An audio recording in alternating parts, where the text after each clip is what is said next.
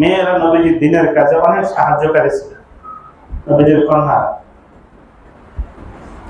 ও কাজে মানে আপনারা হায়াতুল সাহাবায়ে করেছেন। একজন বর্ণনা করেন, দেখলাম এক লোক সকাল থেকে দুপুর পর্যন্ত মানুষদেরকে বলছে, ইয়া আইয়ুহান নাস কুলু লা ইলাহা ইল্লাল্লাহ তুফলিহু। মানুষ বলো লা ইলাহা ইল্লাল্লাহ, এক আল্লাহ ছাড়া আর কোনো ইলাহ নাই, তোমরা কামিয়াব হয়ে যাবে। মানুষ মানে না।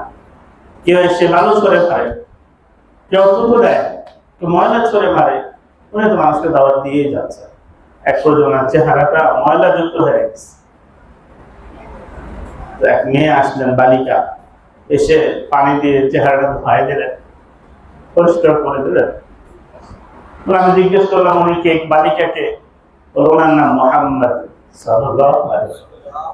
আর বালিকা বলেন তার কন্যা জয়নব রাদিয়াল্লাহু আনহা। বাবার চেহারা ধোয়াই দিতেছে।